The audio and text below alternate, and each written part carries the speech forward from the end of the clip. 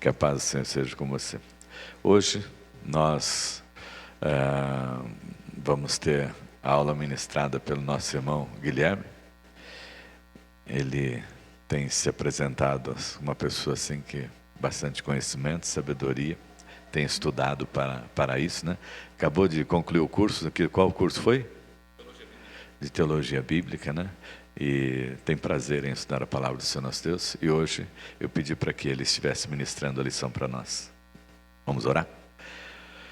Senhor nosso Deus, muito obrigado por esta manhã. Muito obrigado, Senhor, porque nos despertou e nos trouxe para a sua casa. Muito obrigado, Senhor Deus, porque o Senhor nos alimenta com a sua palavra. E agora, Deus, quando nós vamos estudar a sua palavra, que o Senhor esteja, Deus, ministrando aos nossos corações, através do Guilherme, Pai amado, e assim sejamos edificados. Que o teu Santo Espírito faça presente, ministre nos nossos corações, em nome de Jesus. Amém, amém. Deus abençoe, meu amado. Uau. A graça e paz, querida igreja. Mais forte, por favor, que todo ser que respira tem que engrandecer o nome do Senhor. A graça e a paz, irmãos. Bem melhor, né? Nós estamos na lição 8, falando sobre o ministério da missiologia, né? Preparando discípulos para o campo missionário. E hoje nós vamos falar do ministério de evangelização, página 27, lição 8. O ministério de evangelização, ele é extenso. Você pode ver que ele tem o numeral 1 aí, romano. Ele é dividido em 2 seções. E nós vamos falar hoje da evangelização. O que é a medula da missão. O que carrega a mensagem para a conversão, quebrantamento, para se chegar ao Deus Todo-Poderoso. O texto base, nós vamos abrir em Marcos, capítulo 16. Versículos 14 a 18.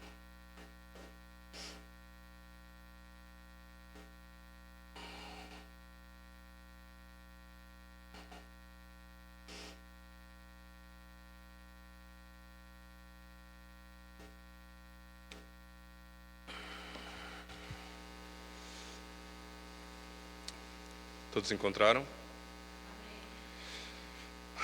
Eu vou fazer a leitura então. Mais tarde, Jesus apareceu aos 11 enquanto eles comiam. Censurou-lhes a incredulidade e a dureza de coração.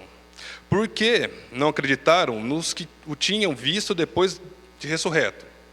E disse-lhe: vão pelo mundo todo e preguem o evangelho a todas as pessoas. Quem crer e for batizado será salvo, mas quem não crer será condenado. Estes sinais acompanharão os que crerem. Em meu nome expulsarão demônios, falarão novas línguas, pegarão em serpentes, e se beberem algum veneno mortal, não lhes fará mal nenhum. Imporão as mãos sobre os doentes, e estes ficarão curados. Nós vemos aqui o imperativo que Jesus dá à igreja. Aqueles 11 que tinham vivido com ele caminhado. E nós vemos uma posição tímida dos discípulos quanto à sua caminhada, o que viram e por que não estava ativa a igreja. Então, ele dá esse vocativo, essa ordem de ir e pregar. Com isso, gerar fé. E eu quero começar a leitura, então vamos fazer aqui a leitura. Eu confesso que quando me passam algum material para estudar, eu tenho estudado com severidade e eu faço algumas teses científicas. A aula tinha ficado em 32 páginas, então achei melhor a gente fazer a leitura e nós íamos discorrendo sobre o assunto. Porque evangelização, meus irmãos, para quem não entendeu ainda, é a nossa salvação. É um assunto que tem que estar dentro do seu ser. Isso daí é a mensagem da salvação e ela tem que ser passada de um para o outro. Então nós vamos entender. Então a evangelização para mim ela tem um caráter muito sério. Então por isso que eu me demoro às vezes em fazer alguns estudos e eu confesso, quem aqui já participou do campo missionário? Quem aqui já saiu em missões? Nem evangelizar para os vizinhos? Não estou falando de ir para o Quênia. Evangelizar, o que nós vamos entender, é pregar o Evangelho. Então, agora eu vou fazer a pergunta de novo. Alguém já evangelizou? Melhorou. Porque a evangelização tem um aspecto geográfico de todas as nações, mas ela não se concentra apenas nesse aspecto. Todo ser deve ouvir a palavra do Senhor, o Evangelho que gera o arrependimento e a salvação. Então vamos começar com a introdução. A tarefa primordial da igreja é a proclamação do Evangelho de Jesus Cristo. E quem disse isso foi David Hasselgrave, que afirma: portanto, a missão primária da igreja, e portanto das igrejas locais, tá? Isso a gente está falando de igreja local, é proclamar o Evangelho de Cristo e reunir os crentes em igrejas locais, onde podem ser edificados na fé e tornados eficazes no serviço, e assim implantar novas congregações no mundo inteiro. Duas palavras aqui importantes: fé e serviço. Eu tenho lido um livro de um puritano chamado William Ames, que ele chama The Marvel of Theology. Eu não consegui encontrar ele em português, então não consigo recomendar a compra para os irmãos. Onde ele pega esse embasamento centro. Fé gera motivação para o serviço.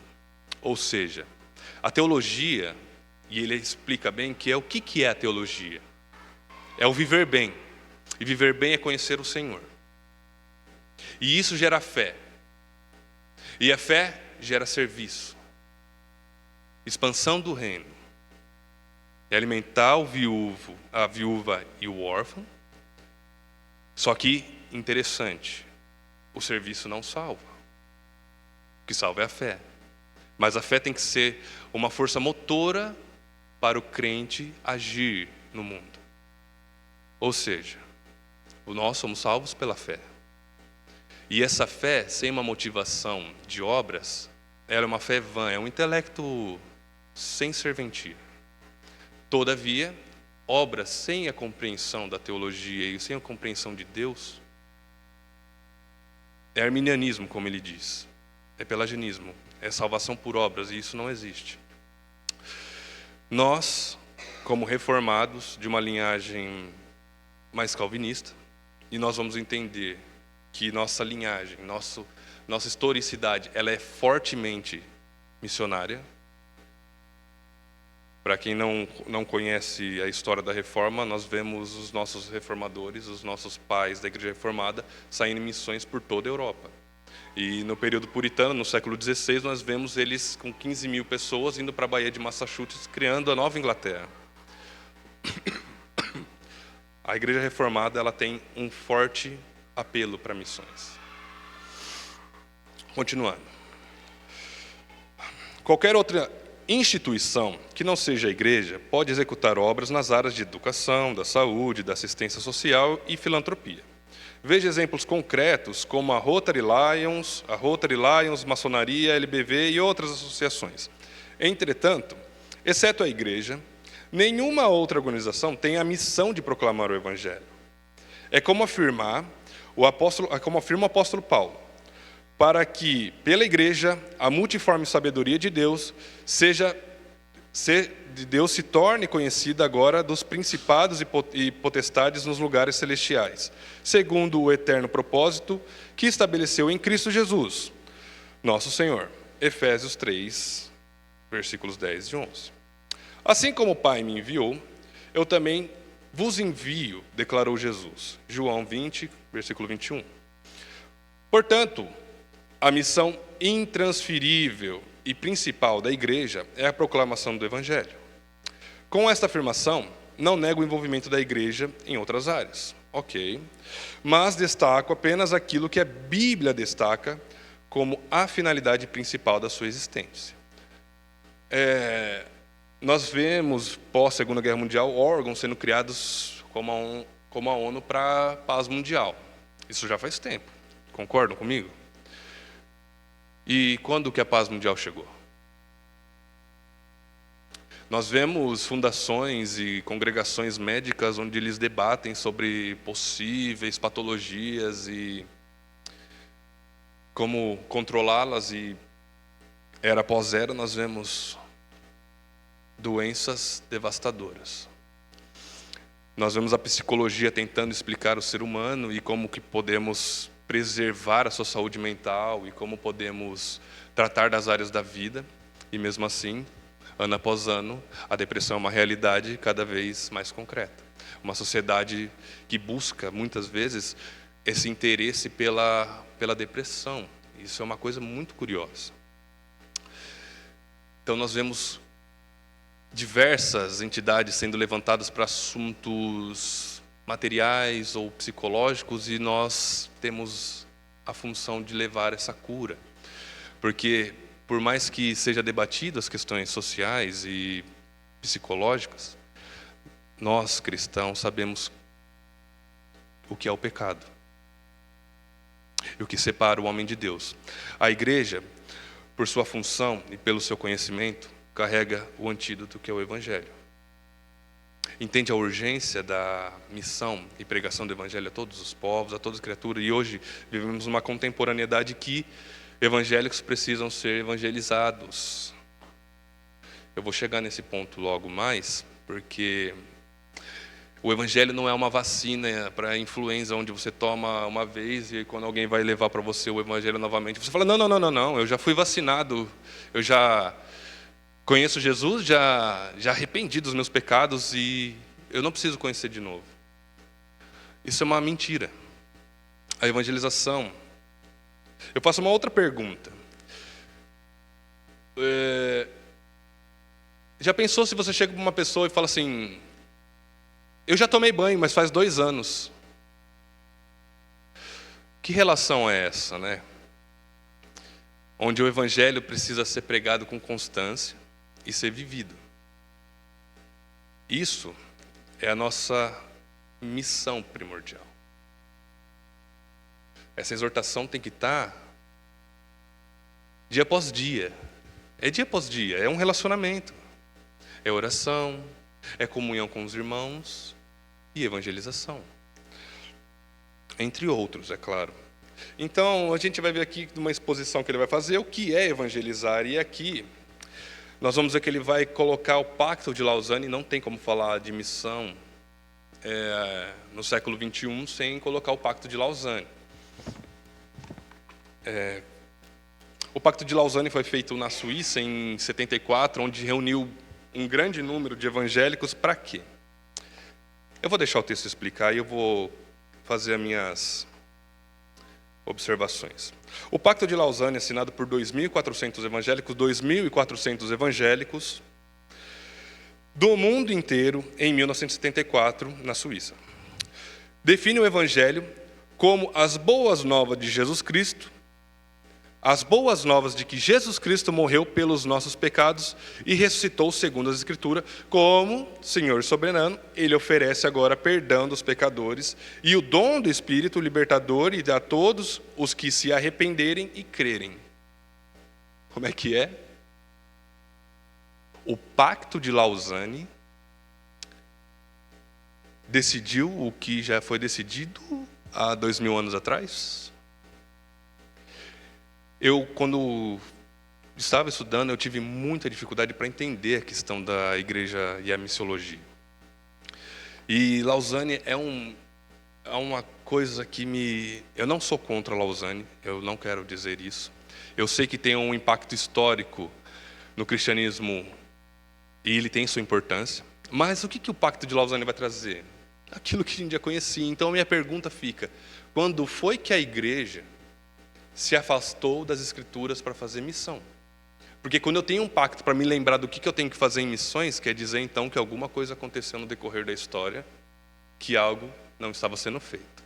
Então, eles me falam que as Escrituras devem ser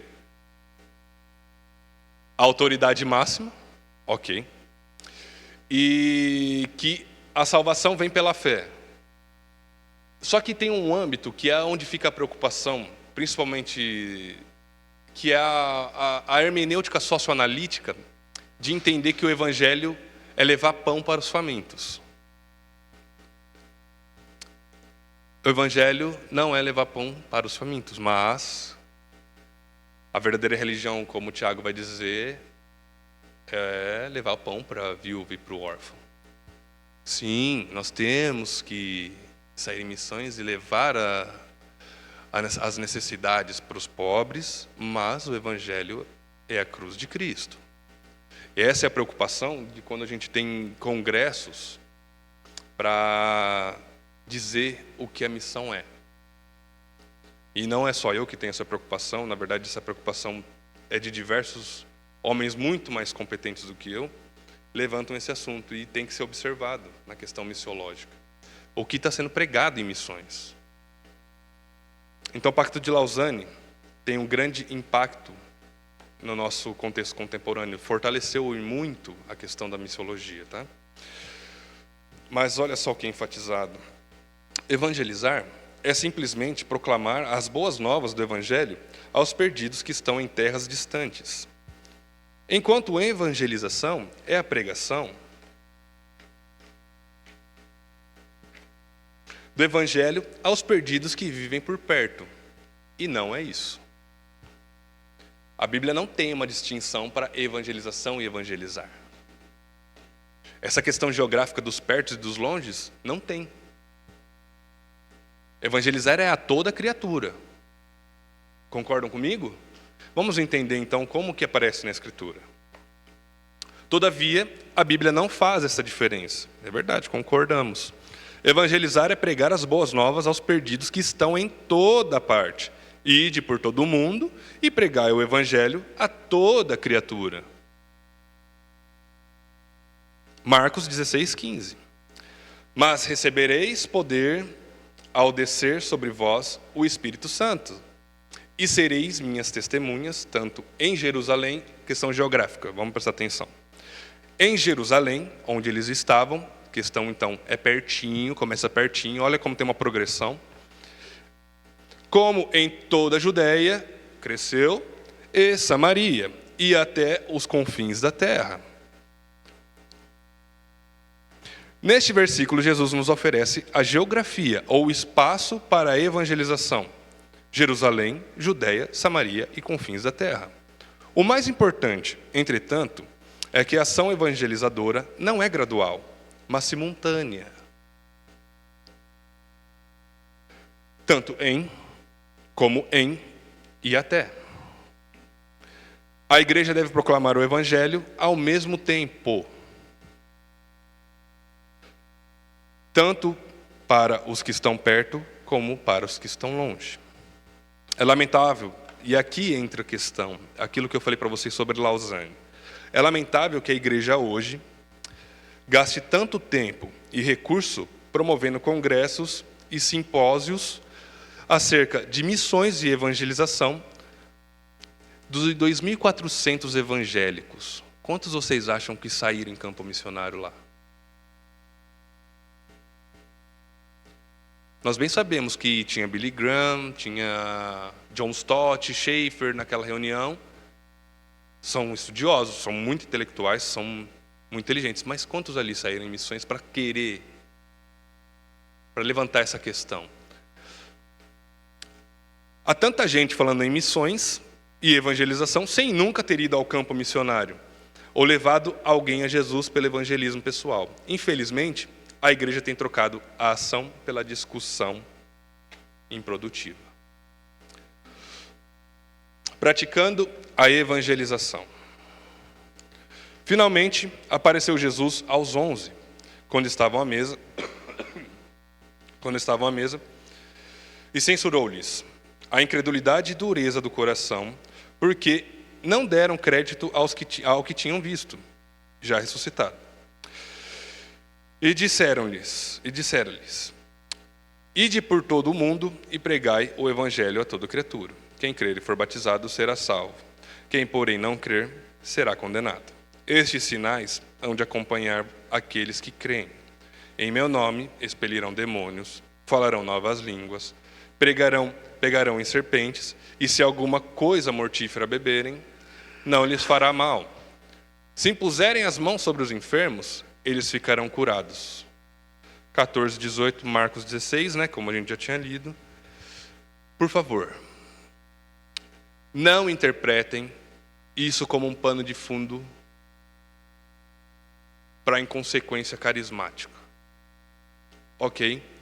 O que Jesus está falando aqui da suficiência não é para você sair pegando em serpente, não é para você chegar nos lugares e falar em línguas incompreensíveis e balbuciar sílabas de forma incontrolável. Não é disso que Jesus está falando. Apesar de como os carismáticos... Deixa eu contar uma história, já que eu estou aqui falando. Charles Parham, o pai desse movimento carismático, recebe um sinal de que ele iria pregar em uma ilha e reúne uma quantidade de jovens e fala assim: nós não precisamos aprender a língua deles, nós vamos chegar lá e o Espírito Santo vai nos capacitar e nós vamos pregar o Evangelho de forma sobrenatural, o Espírito vai agir. É indecente pensar isso. É indecente. Hoje nós temos infinitas escolas de idiomas onde você pode se preparar para uma missão evangelística. Charles Parham, com aquela quantidade de jovens, chega na ilha e adivinha o que aconteceu? Ninguém falava a língua dos nativos lá. Foi uma tragédia. Eles ficaram na ilha tentando fazer alguma coisa, não conseguia fazer nada, o evangelho não foi pregado e todo mundo volta para casa. É uma inconsequência achar que o Espírito Santo é uma propriedade e você faz ou dobra ele a segundo a vontade do crente. O Espírito Santo é Deus. E ele é organizado. Nós conhecemos o Deus da Escritura como um Deus muito organizado. Basta ver a criação e a revelação dele progressiva, totalmente organizada. Tudo no seu tempo, tudo da forma que lhe convém, porque ele é dono da sabedoria. Não considerem isso como pano para a defesa do movimento carismático. Ele vai falar mais para frente sobre esse assunto e eu vou continuar aqui para a gente não perder o ritmo. A palavra-chave do livro de Marcos é imediatamente. Isto revela o que o Evangelho é ação. Jesus é apresentado como o servo trabalhador, pois o próprio Filho do homem não veio para ser servido, mas para servir e dar a sua vida em resgate por muitos. Então o cerne aqui é nós sairmos do nosso conforto, do nosso momento favorável e ir pregar o Evangelho. E a nossa ferramenta, eu não vou atropelar aqui porque tem mais para frente que ele vai usar os métodos. Qual é o empecilho para a evangelização? Vai até que horas? Até que horas eu tenho? Então tem tempo ainda. Qual é o empecilho para a evangelização? A incredulidade por parte dos discípulos quanto à ressurreição de Jesus paralisou a igreja. O verso 14 diz que os discípulos estavam à mesa sentados. A igreja achava-se trancada entre quatro paredes, cheias de intranquilidade, tristeza, medo, dúvida e dureza de coração. Não é esta uma caricatura de muitas das nossas igrejas locais? Uma pergunta, o que vocês acham? É ou não é? Pode balançar a cabeça, assim, quem achar que é. Jesus então aparece para aqueles discípulos e censura-lhes a tamanha incredulidade deles. Nós estamos falando de homens que caminharam com Jesus e vê-lo ressurreto.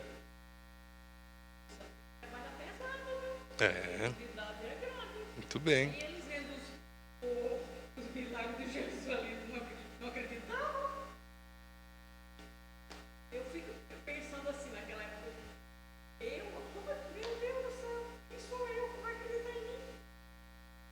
O que eu falo? Nem acreditava em Jesus, ele fazendo os milagres lá. Então você acha que sem o Espírito Santo você tinha competência de crer em Jesus Cristo? A incredulidade é grande. O mal está no coração do homem. O Espírito Santo tem que bater forte lá, no coração do homem, viu? Porque a maldade está ali. É verdade, Délio. Para vencermos a incredulidade, precisamos de uma conversão genuína, que transforma incrédulos em mensageiros ousados das boas novas. E é verdade. Eu vou contar uma história minha, então, particular, que eu era um jovem muito tímido para evangelizar. Eu vinha de uma família já cristã, venho de uma família cristã, onde eu conhecia Jesus pelas escolinhas bíblicas e eu era muito tímido para evangelizar. E quando eu cheguei à minha adolescência, essa falta de conhecimento me revelou uma imaturidade espiritual. Eu cresci no meio de... Eu era um menino muito revoltado, gostava muito de rock and roll e todas essas coisas. E meus amigos eram não somente ateus, mas eles eram revoltosos contra a religião. Eles ofendiam assim a santidade de Deus de forma um escárnio horripilante. E eu era o único crente da rodinha ali. E por muitas vezes eu tentei, não é essa a verdade, eu vou falar a verdade. Eu não sabia de verdade o que era a verdade. Entende o relacionamento? A gente precisa estar em busca constante de Cristo. Eu não sabia. E na hora que eu ia defender, eu inventava algumas mentiras que não existiam para tentar convencê-los. Contudo, eles me amassavam com os argumentos deles. E o tempo foi passando.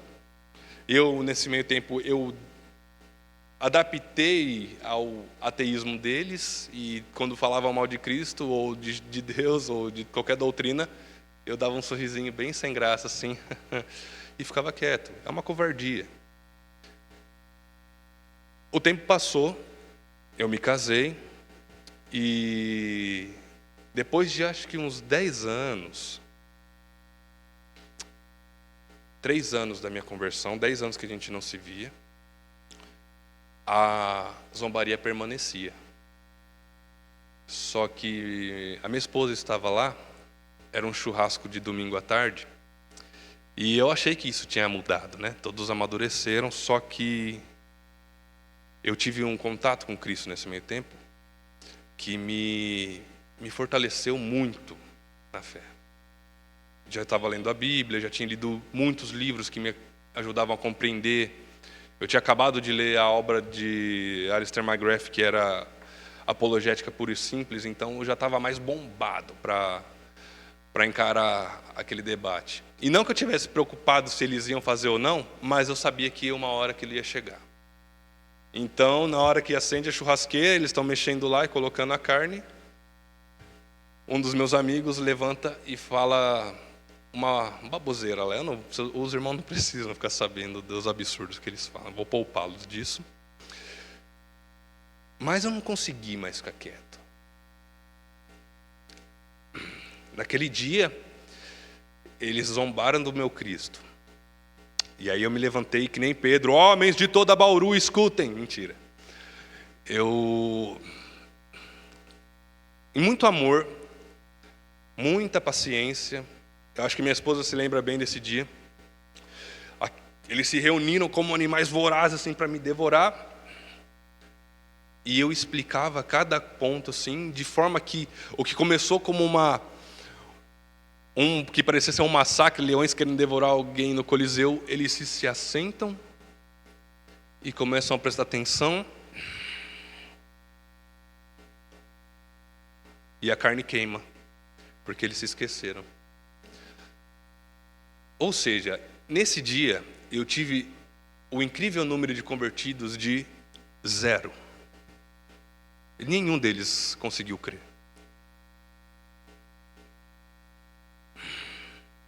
Mas tem uma mudança em nós, quando nós defendemos o que cremos e pregamos a verdade. Eu não sei se a conversão seria imediata ali, ou se haverá uma reflexão daqueles jovens e que futuramente pode levá-los à conversão. Mas o crente é tímido quando não tem contato com Cristo. ele é acovardado. O mundo está armado contra nós. Mas nós temos Deus que é soberano. Então, para isso, a gente precisa ter um relacionamento com Deus. Antes de tentar fazer qualquer arte missionária e pregar o Evangelho, você precisa conhecer o Evangelho. E o Evangelho consiste em saber quem você é, miseráveis pecadores, que sem Cristo estamos na mira de um Deus irado. E Cristo cumpre toda a lei, é sacrificado, e é um sacrifício agradável. E Ele cumpre por nós as obras. E nós somos justificados pela obra de Cristo. Nós temos a maior arma para combater toda ideologia, filosofia do mundo. E o Evangelho, por muitas vezes que tem passagens onde nós temos dificuldades de explicar, não é de forma alguma algo a nos envergonhar. Se alguém explica o que é a Trindade, é difícil explicar. Ou a união hipostática de Cristo, como Ele pode ser Deus e homem, é difícil explicar. Mas não se acovardem, porque isso é a maravilha do nosso Deus. A sua infinitude, os seus mistérios. Nós vemos a natureza e sabemos que existe um Deus Criador. E isso a ciência nunca conseguiu provar o contrário. Na verdade, precisa ter mais fé para ser um ateu, um evolucionista que acredita que a gente veio do macaco, do que para acreditar que um homem, há mais de 6.000 anos atrás, escreveu um livro em Gênesis, não sabia que do barro teria todas as propriedades necessárias para criar o homem. No seu corpo existem a mesma quantidade química do que no barro. Isso é curioso, não é? E Moisés era um cientista. Conhecer a Deus. Pregar o Evangelho exige coragem. E essa coragem vem do próprio Espírito, que a gente lembra em Atos 3, que Pedro ficou cheio de coragem quando o Espírito veio. Ele se levantou e naquele momento ele tem 3.000 convertidos. Alguém está ficando confuso com o que eu estou falando? Porque às vezes eu viajo, me traz de volta, hein? O ID? O ID? A gente vai falar disso. Quem são os agentes da evangelização? Como nós falamos, somente a igreja tem um antídoto para o mal do mundo, que é o pecado.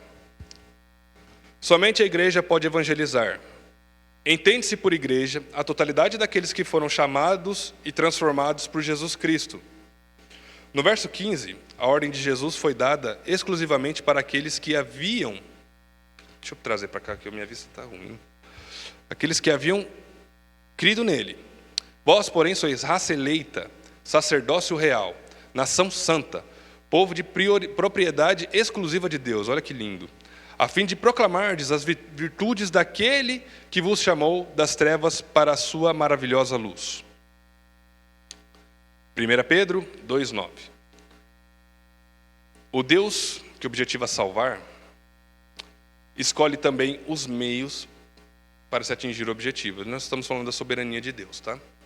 Por mais que nós somos agentes ativos da missiologia e da missão da evangelização, Deus escolhe como isso irá acontecer. O objeto, atingir o objeto, perdão. A igreja é o meio que Deus usa para promover a fé dos seus escolhidos. O ID é para a igreja. Ou seja, a igreja não é um lugar onde nós somente nos reunimos, cantamos, louvamos, cultuamos, fazemos toda a liturgia. E no final a gente dá risada. A igreja tem que ser missionária. A igreja que não tem um foco missionário pode mudar o nome de igreja para reunião aos domingos. Parece duro, eu sei. Mas isso é o ID. É sério o negócio. É sério. O ID é essencial para a salvação dos eleitos. Como que eles vão invocar o que não conhecem? E eles, não é pelo ouvir que a fé é gerada? Para eles conhecerem o que irão invocar? Entende a seriedade? Aqueles que não escutam e não creem. E não vai ser eu de dizer como. Não sou eu o juiz. Mas pensa nisso, que Deus vai cobrar o sangue daqueles que nunca ouviram, daqueles que conheceram.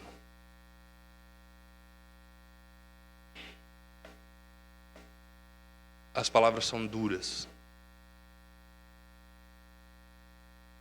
O evangelho é essencial para toda criatura. Qual é a meta da evangelização? A meta da missão é todo mundo, toda criatura. Fazer discípulos de todas as nações.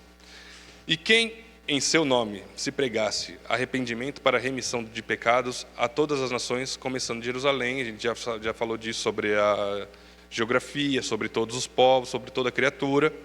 Em nossos dias, mais de 4 bilhões de pessoas precisam ser evangelizadas pela primeira vez. É mais da metade da população mundial. 4 bilhões. É isso que ele está falando? 4 bilhões de pessoas sem conhecer o Evangelho de Cristo. E os números são muito mais assustadores.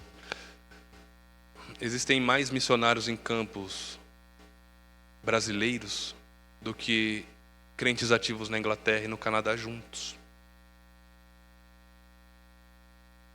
Domingo passado, como diz a Joshua Org, no Ghana, as igrejas presbiterianas estavam mais lotadas do que a da Escócia.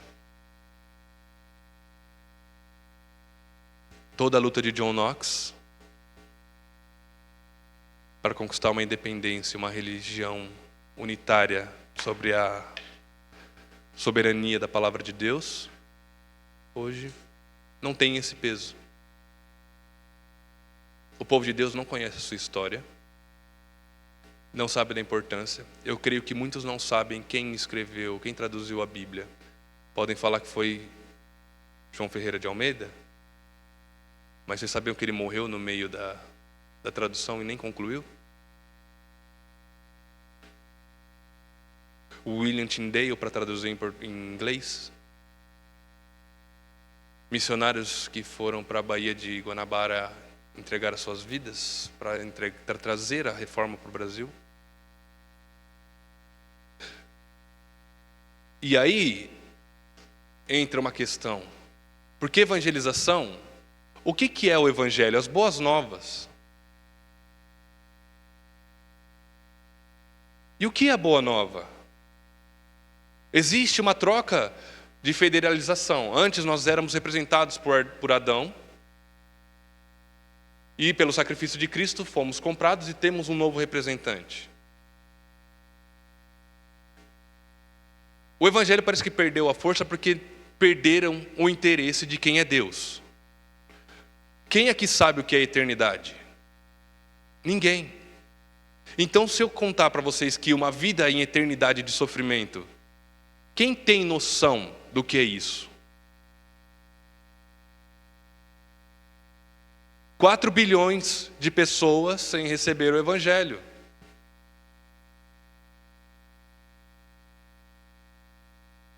De um Deus santo.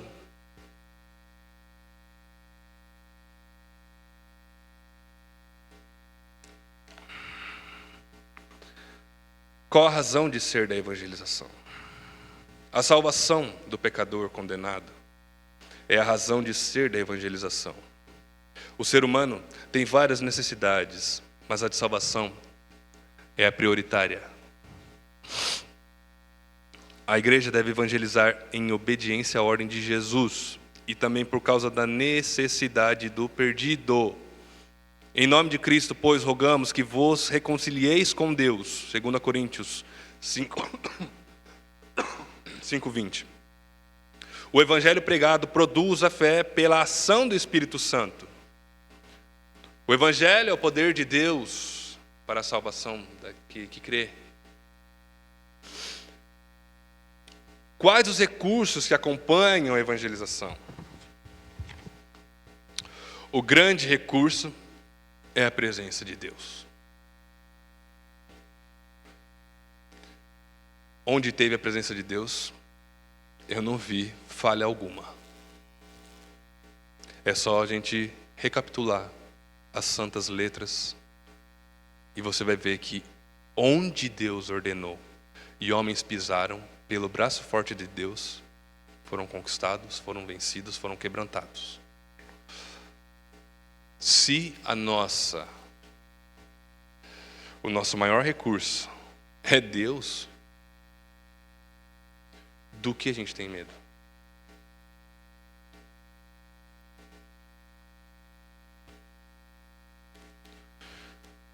Com o que a gente se preocupa? E eis que estou convosco todos os dias até a consumação do século. São as palavras de Jesus. Essa presença é sinalizadora pela vitória sobre o diabo. Vamos voltar lá para aquelas palavras que ele disse, e eu falei sobre o alerta do movimento carismático.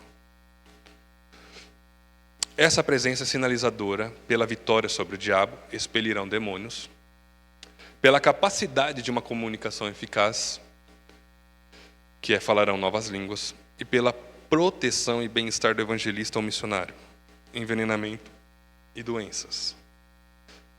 A gente sabe que muitos missionários morrem em missões. O que não garante que a mensagem foi pregada, tá?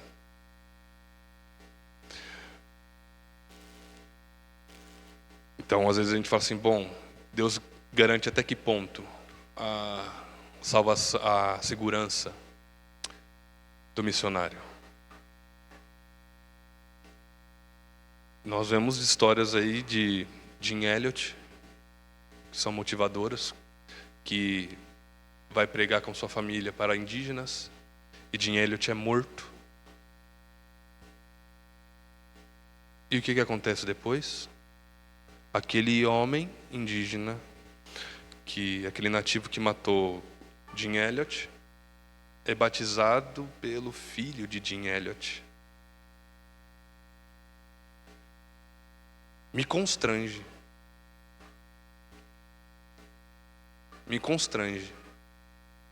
Jim Elliot sai do conforto do seu lar para ir pregar a indígenas e é morto.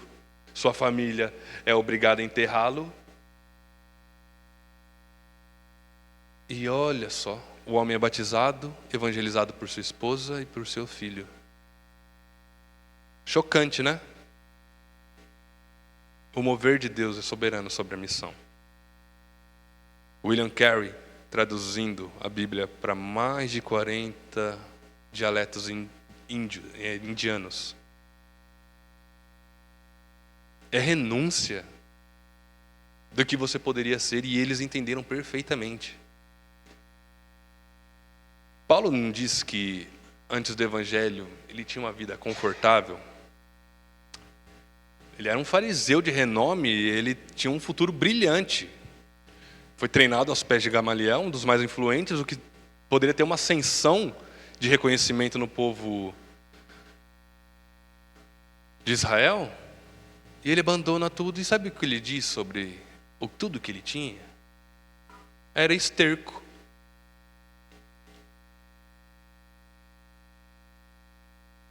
São homens dando graças a Deus, obrigado, Evangelho, por arruinar a vida que eu teria. Uma vida vazia,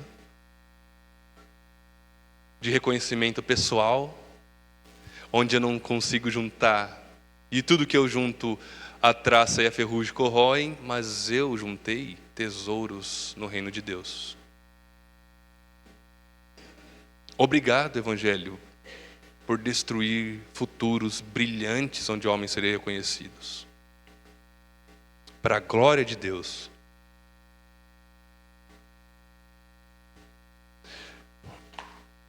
Não existe nada mais precioso nesse mundo do que o Evangelho de Cristo. Quais os recursos? Já falei, né? Estes sinais se limitam aos apóstolos, lembrando que teve uma grande ênfase no tempo dos apóstolos para a confirmação do evangelho, ok? Todos concordam com isso? Que os milagres, os movimentos sobrenaturais na época dos apóstolos era para confirmação, ou alguém tem alguma dúvida sobre isso? Estes sinais não se limitam ao tempo dos apóstolos, mas à igreja que sai afora evangelizando. O que eu falei agora é a visão do cessacionismo. E vocês deveriam se opor ao que eu disse. O Espírito age ainda hoje.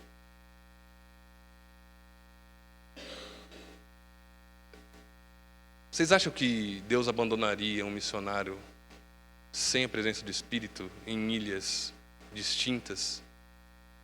Quem que convence do Evangelho?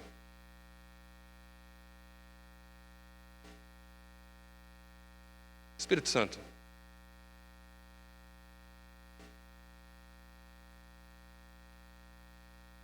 Estes sinais não se limitam aos mesmos, pois Deus pode sinalizar de outras maneiras a sua presença e aprovação. Nós devemos ser continuistas mais moderados, sabendo que houve uma grande ênfase no começo, mas ainda assim Deus é soberano e pode agir da maneira que Ele quiser no ramo das missões. Estes sinais não têm finalidade de promover a fé, mas confirmar a palavra que está sendo pregada. Estes sinais são operados por Deus, não pelos evangelistas. Estes sinais seguirão ou acompanharão a igreja em missão. Estes sinais consolam e aliviam aos que saem mundo afora pregando a palavra de Deus. Ok. A igreja local e a evangelização. Toda igreja local deve priorizar o ministério da evangelização. Como nós dissemos, uma igreja que não prioriza a missão e a evangelização pode trocar a sua placa. Porque a igreja que não evangeliza se fossiliza. Cada igreja deve elaborar um plano mestre de evangelização. Devem ser considerados 3 aspectos nesse plano. Pastor, quantos missionários nós... Eu sei que o senhor já comentou sobre missionários que foram enviados, né? Por essa igreja. Daqui.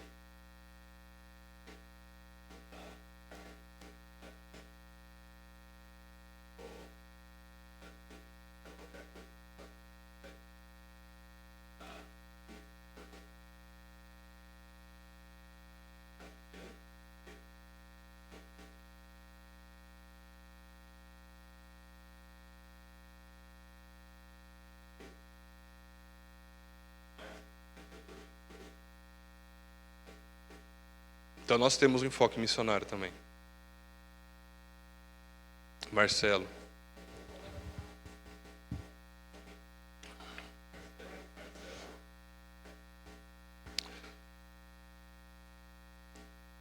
Uma igreja que não tem esse interesse, e isso eu falo que, por exemplo, na primeira de Bauru eu vi um grande enfoque evangelístico e missionário.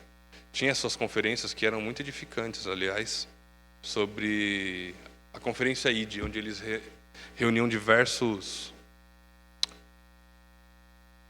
missionários em campo, em diversos países ou tribos, onde eles contavam suas histórias. E a vida do missionário não é fácil, pessoal. Pregar o evangelho, onde também existem outras religiões pregando os seus credos, como o islamismo, hoje muito forte, crescendo na Europa, no norte e nordeste da África, é muito difícil. Tem se tornado cada vez mais árduo o trabalho deles e a perseguição. A visão do... a gente está falando sobre planos, sobre as estratégias de enviar missionários. Erguei os olhos e vede, os campos, pois já branquejam para a ceifa. Ou seja, o Evangelho, ele já tem uma certa urgência porque a mensagem já é concreta. Nós já temos Cristo como a revelação perfeita, onde todas as profecias são concretizadas. E já está pronto para a evangelização, onde o campo já está pronto para a colheita. Toda criatura deve conhecer o Evangelho. Nós sabemos que haverá joio no meio do trigo. Não é sua função identificar quem é quem. Toda criatura deve conhecer o Evangelho, sem preconceito. Eu não vou pregar para aquele ali, porque ele parece que não vai receber. Timóteo, pregue a palavra, sendo oportuno ou não. É a orientação de Paulo para Timóteo. E para nós. Prega o Evangelho a toda criatura. Você não tem e não deve julgar quem é merecedor ou não do Evangelho. Todo ser, toda criatura. Quem fará a separação do joio e do trigo é o nosso juiz. Oi? Vamos apressar a segunda vinda de Jesus. Por quê? Ele só vai voltar quando o Evangelho for pregado em todo. Exatamente. E nós temos essa... Exatamente. Podemos fazer isso, né? Apressar a volta de Cristo. A urgência. Apressar. Que é Mateus 24, não é? Que fala que o fim seria quando toda criatura conhecesse o seu nome. A tecnologia É. Mais fácil, né? dá para se apressar. É. Rogai, pois, ao Senhor, que é a questão do obreiro, ao Senhor da seara, que mande trabalhadores para a sua seara. Eu bem considero que também existem pessoas que têm a vocação evangelística, de sair para pregar em campos missionários. E nós devemos rogar para que a nossa igreja tenha esses homens que se levantem para pregar a povos inalcançados. E os recursos, né?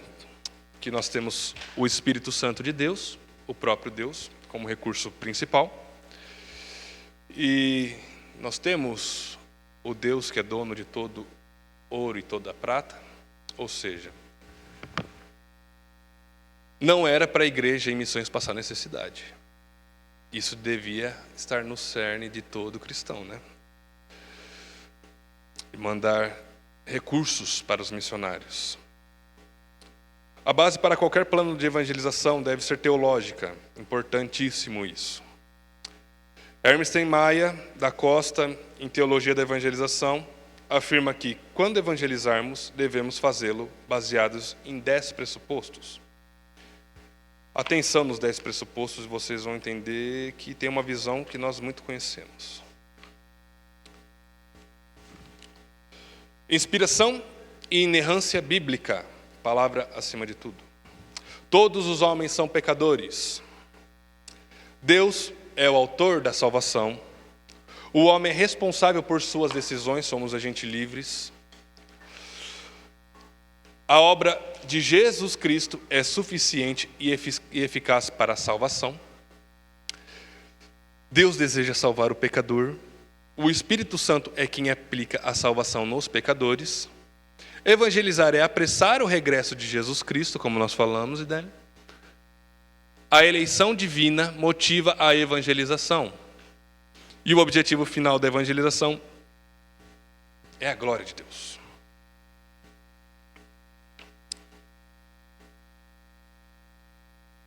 Nós vimos aqui basicamente aquilo que chamamos da doutrina da graça, demonstrando a depravação do homem, que a graça é irresistível, mas basicamente ele mostra também os 5 pontos da reforma protestante. Somente a Escritura, somente a graça, somente a fé, somente Cristo e somente a Deus a glória.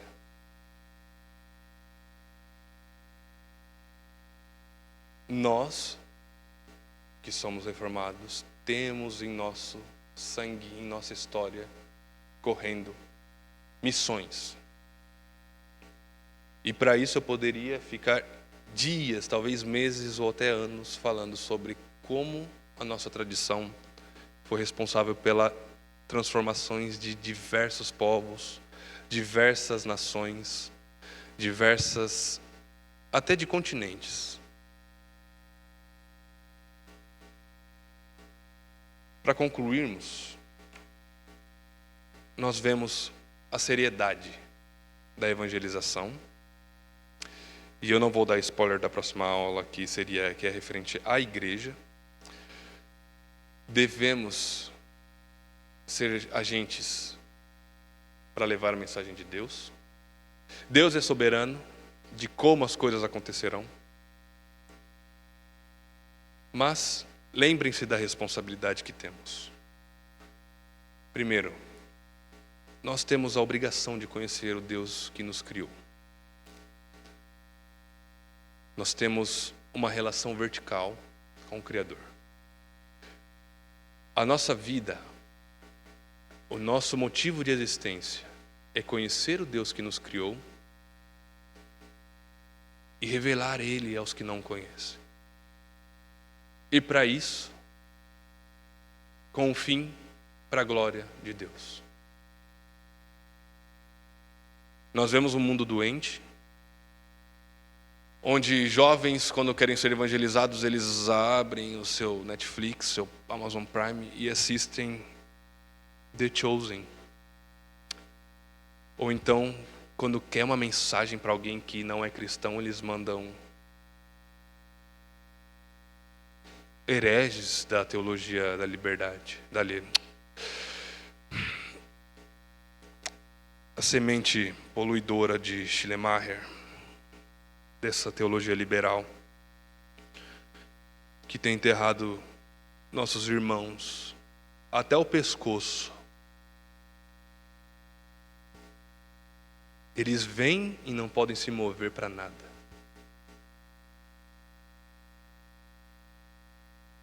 Uma geração doente. Um evangelho raso. Um evangelho de a sua vida é perfeita, mas se em Cristo,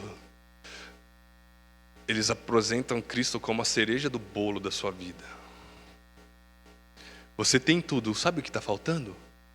Cristo. Nojo essa mensagem. Cristo é tudo o que de Deus nós temos. Ou é tudo ou é nada.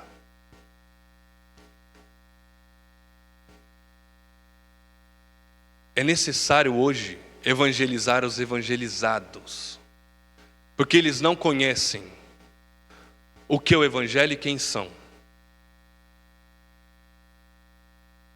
Eu vou finalizar a aula.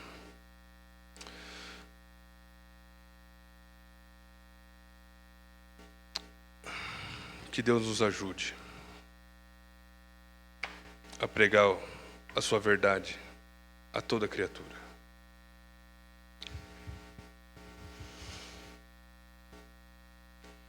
Pai Santo, quem é o homem para invocar a Ti, Senhor? Quem somos nós e como podemos nos achegar a Ti se o Senhor não chegou a nós primeiro, Senhor?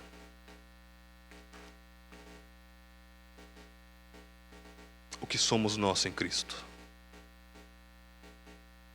Dignos de toda a dor e do inferno por uma eternidade.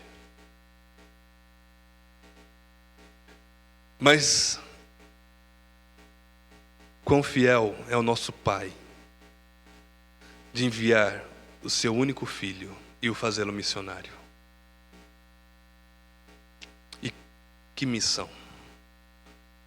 O justo se fazendo carne para se fazer que o Pai seja conhecido. e se entregando como nosso sacrifício. E podemos entoar hoje, em grande voz, glória a Ti, Senhor, e perguntar à morte onde está a sua vitória. Se a nossa promissória foi paga pelo sangue carmesim do Cordeiro. Acende em nós, Senhor, essa verdade. Faça queimar os nossos corações pelo Evangelho. E o desejo para que essa mensagem seja transmitida a toda língua, povo e nação, Senhor. Esse é o nosso papel. Conhecer a Ti e nos alegrarmos em Ti e levar as outras nações a conhecerem a Ti e se alegrarem a Ti no movimento mútuo para a Sua glória, para a fortificação. Fortifica a Tua igreja, o Teu coração pulsante onde corre o sangue de Cristo. Louvamos o Teu nome, Senhor. Fazemos essa oração no nome santo de Jesus. Amém.